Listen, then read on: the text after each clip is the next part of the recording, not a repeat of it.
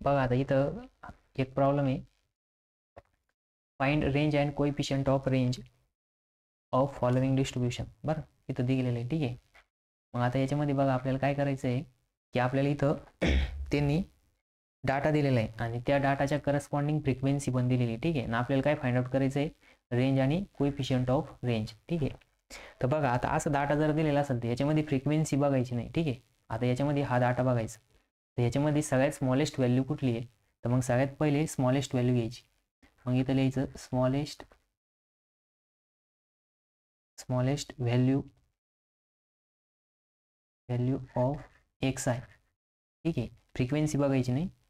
मग smallest value of X I S is equals to किती येणार आहे.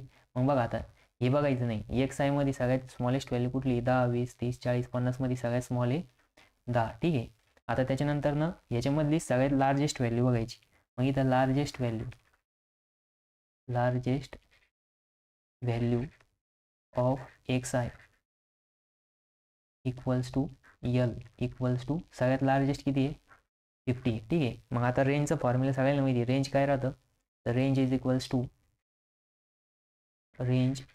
Equals to L minus S. मग आता इथं यल काय आहे, तर यल आत्ताच काढलं बघा आपण. लार्जेस्ट व्हॅल्यू आहे 50 आणि स्मॉलेस्ट व्हॅल्यू किती आहे, 10 आहे. म्हणजेच आपली रेंज किती आली, 40 आली. रेंज किती आली, 40. ठीक आहे. मग आता बघा रेंज फाइंड आउट केली आपण, रेंज इक्वल्स टू 40. ठीक आहे. मग आता रेंज फाइंड आउट केल्यानंतर आता काय फाइंड आउट करायचं, कोएफिशियंट ऑफ रेंज. ठीक आहे. कोएफिशियंट ऑफ रेंजचा फॉर्म्युला काय आहे, तर कोएफिशियंट ऑफ रेंज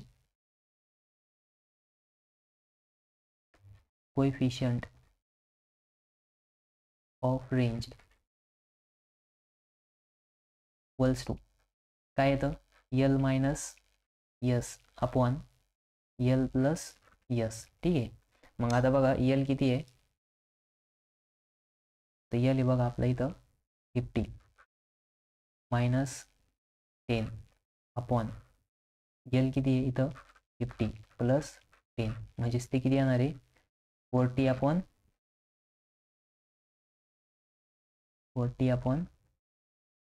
60. ठीक आहे. मग 40 अपॉन 60 म्हणजेच किती येणार ते 2/3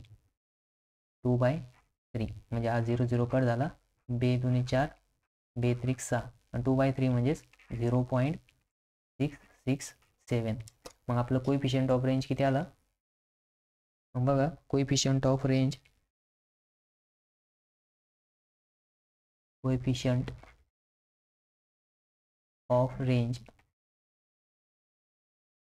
इक्वल्स टू 0.667. ठीक आहे.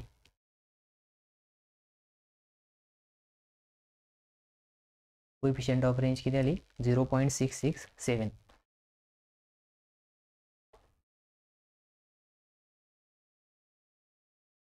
तर बघा हे 2 मार्कसाठी आलेलं होतं पेपरला.